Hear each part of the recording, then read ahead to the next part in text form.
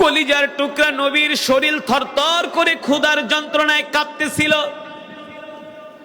জাবের রাদিয়াল্লাহু তাআলা আনহুর স্ত্রী বলেন, স্বামী গো বলেন কি? বলে হ্যাঁ, এই কারণেই তো আমি দৌড়ায়া বাড়িতে আসছি।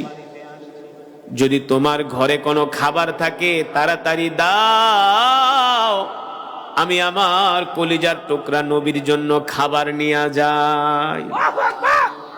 স্ত্রী বলে, প্রাণের স্বামী গো, ঘরে কোনো খাবার নাই, তবে আমাদের ছোট একটা বকরির বাচ্চা আছে, আর ঘরে 1 কেজির মতো আটা আছে। যদি বলেন তাহলে বকরির বাচ্চাটা জবাই করে দিই। এই বকরিটা আমরা শখ কইরা কিনছিলাম পালন, এটাকে পালার জন্য। 2টা ছোট ছোট বাচ্চা আছে সাহাবীর, তারাই বকরিটা সারাদিন ঘাস খাওয়ায়। মায়া লাগে না? একটা ছোট ছাগলের বাচ্চা, বকরি, তার ছোট ছোট 2টা বাচ্চা আছে, সারাদিন তারা ঘাস খাওয়ায়, আদর করে, পালে।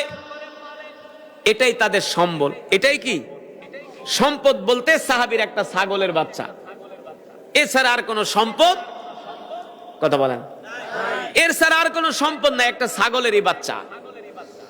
সাহাবী জাবের রাদিয়াল্লাহু তাআলা আনহুর স্ত্রী বলেন, স্বামী গো যদি বলেন তাহলে আমরা এই বকরির বাচ্চাটা আল্লাহ রাসূলের জন্য জবাই করে দেই, আর ঘরে 1 কেজি পরিমাণ আটা আছে, রুটি বানাই, আল্লাহ নবীকে দাওয়াত দিয়ে নিয়ে আসেন, আগামীকাল দুপুরে আল্লাহ রাসূলকে আমরা মেহমানদারি করাই।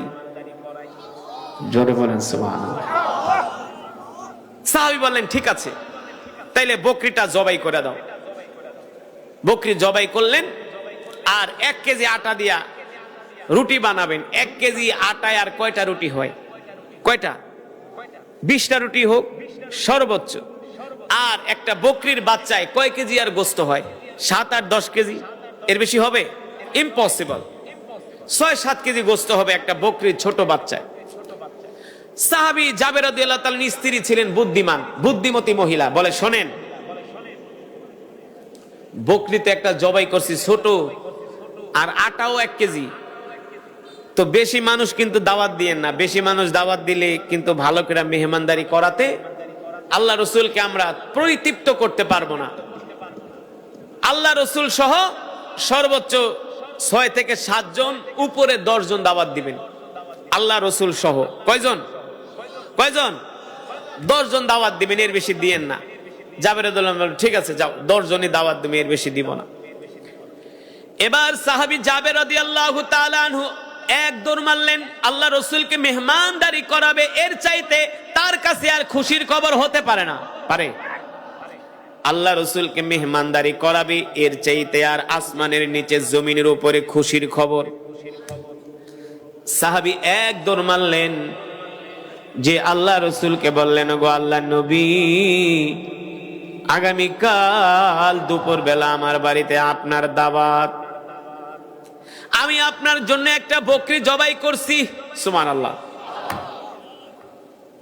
আর আপনার জন্য আমি রুটির ব্যবস্থা করেছি, আগামীকাল দুপুরে আমার বাড়িতে আপনার দাওয়াত।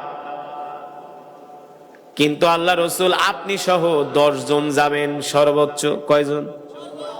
এর বেশি গেলে তো আর খাওয়ানো সম্ভব? আল্লাহ রসুল বলল, জাবের, এখানে উহুদের ময়দানে আমার সাথে, খন্দকের ময়দানে আমার সাথে 1500 সাহাবী আছে। কয় হাজার?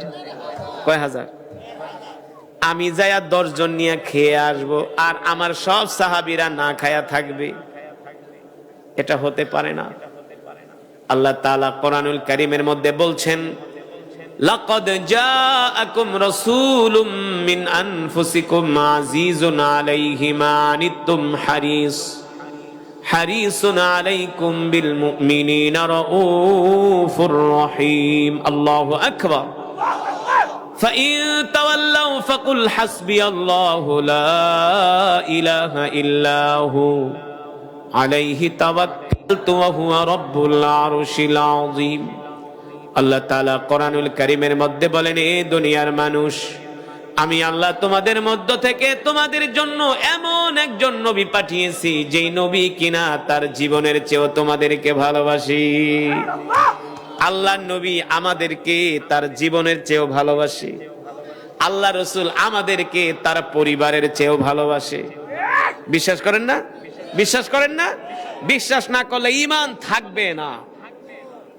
বিশ্বাস না করলে ঈমান থাকবে না। যুবক, তোমার মা তোমার বাবার চেয়েও আল্লাহর নবী তোমাকে ভালোবাসে, ঠিক কিনা? তোমার নেতা নেত্রীর চেয়েও আল্লাহ রসুল তোমাকে ভালোবাসে। তুমি জানো না, সেই জ্ঞান তোমার নাই। এই কারণে তুমি বিপথে দৌড়াচ্ছ, ঠিক কিনা?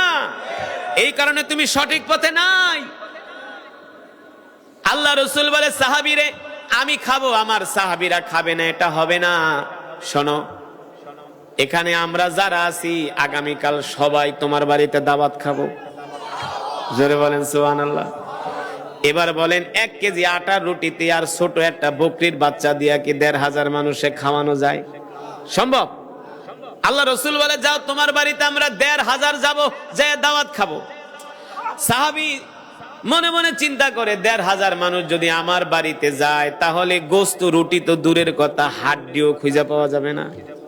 1500 মানুষ, ঠিক না? সাহাবী এক দৌড় মারছে বাড়িতে, যে বলে স্ত্রী রে, শুনছনি আগামীকাল নাকি আল্লাহর নবী আমার বাড়িতে 1500 মানুষ নিয়ে দাওয়াত খাইতে আসবো। স্ত্রী বলো, 1500 মানুষে আমরা ছোট একটা বকরির বাচ্চা দিয়া কিভাবে খাওয়াবো? আর 1 কেজি আটা রুটি কিভাবে মেহমানদারি করব?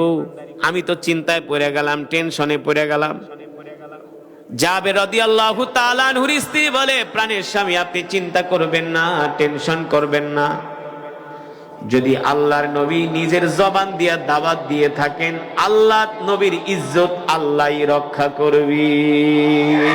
জোরে বলেন সুবহানাল্লাহ। যদি আল্লাহর নবী দাওয়াত দিয়া থাকেন, তাহলে ইজ্জত রক্ষা করবেন।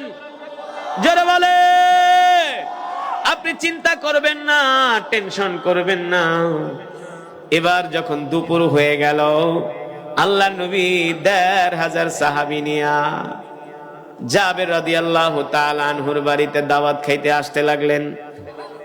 আর ইহুদি আছে না, ইহুদিরা কয়, জাবের তুমিও পাগল, তোমার নবীও পাগল। নাউজুবিল্লাহ। ছোট একটা বকরির বাচ্চা দিয়া তোমরা কিভাবে 1500 মানুষ খাওয়াইবা?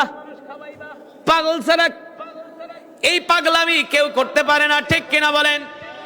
জাবের রাদিয়াল্লাহু তাআলা আনহু বলে, ইহুদি রে, এই ইহুদি, তোমরা আমার নবী সম্বন্ধে জানো না। আমার নবী হলেন বরকত, আমার নবী হলেন রহমত। সুবহানাল্লাহ। ইহুদিরা কয়, ঠিক আছে, দেহুম তোমার নবী কি বরকত, আজকেই প্রমাণ হইব। জাবের রাদিয়াল্লাহু তাআলা, ঠিক আছে, দেখিস, যা। এবার আল্লাহর নবী 1500 সাহাবী নিয়ে আসলেন। আল্লাহ রসুল তার সাহাবীর মুখের দিকে তাকায় বুঝতে পারলেন সাহাবীর অবস্থা ভালো। টেনশন না, কারণ এতটুকু বকরির বাচ্চা দিয়া 1500 মানুষে খাওয়ানো সম্ভব? সম্ভব না। আল্লাহু আকবার। আল্লাহ রসুল বুঝতে পারতেন তার সাহাবী টেনশনে পড়ে গেছে। আল্লাহ নবী ডাক দিয়া বলে, জাবের এদিকে আসো, চিন্তা করো না, টেনশন করো না, বরকতের মালিক আল্লাহু আকবার। এ জাবের, কোন জায়গায় গোস্ত রানছো? চলো আমাকে পাতিলার কাছে নিয়ে যাও। সুবহানাল্লাহ। আল্লাহর নবী গোস্তের পাতিলার কাছে গেলেন, ঢাকনাটা উঠায়া ওই ঢাকনার ভিতরে একটু ফু মারলেন। কোন কোন বর্ণনায় আসছে আল্লাহ রসুল ওই ঢাকনার দিকে শুধু তাকাইছে আর বলে, ঢাকনা লাগায় দাও। রুটির পাত্র নিয়ে আসো। আল্লাহ রসুল রুটির পাত্রে ঢাকনাটা উঠায়া আল্লাহ রসুল বিসমিল্লাহ বলে শুধু একটু তাকাইছে। সুবহানাল্লাহ। আর বলে, শোনো, যে গোস্ত বেড়ে দিবে, রুটি বেড়ে দিবে, তাকে বলবা ঢাকনার মুখ যেন পুরাটা না উঠায়, অর্ধেক উঠাবে আর শুধু বাড়া শুরু করবে। জোরে বলেন আল্লাহু আকবার।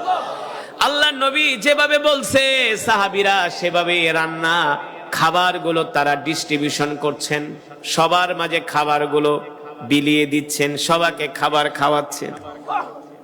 জোহর থেকে আসর পর্যন্ত 1500 মানুষ খেয়েছে। আল্লাহ নবী ডাক দিছে, জাবের কি অবস্থা? সব মেহমান কি খেয়েছে? সাহাবী জাবের রাদিয়াল্লাহু তাআলা আনহু বলেন, ওগো আল্লাহর নবী, একজনও বাকি নাই, ১৫০০ খেয়ে ফেলেছে। আর জোরে বলেন আল্লাহু আকবার, সুবহানাল্লাহ। বিবাড়িয়ার মানুষ তো ছোট একটা বকরির বাচ্চা দিয়ে ১৫০০ মানুষ খাওয়াইতে পারে। হ্যাঁ, বিয়ার দাওয়াতে এক টুকরা গোস্ত কম পড়লে মারামারি লাগায় দেয়, কথা কয় না? ওই দিন দেখলাম চিটাগাঙে এক বিয়ায় চিংড়ি মাছ পায় না, এই কারণে ৪টার মাথা ফাটা আলাইছে। চিংড়ি মাছ কেন দিলি না? হ্যাঁ, চিংড়ি মাছ কেন পাইলো না? এই কারণে বিয়াই ভেঙে গেছে। ধৈর্য নাই, আল্লাহর উপরে তাওয়াক্কুল নাই। আল্লাহ রাসূল জিজ্ঞেস করলেন, জাবের তোমরা খেয়েছো নাকি? বলে না। আল্লাহ রাসূল বলল, তোমরা খাও। সাহাবী জাবের রাদিয়াল্লাহু তাআলা আনহু খেলেন, তার স্ত্রীও খেলেন। এখনো কিন্তু আল্লাহর নবী খায় নাই। আগে সাহাবীদেরকে খাওয়াইছে, কত দয়ালু নবী।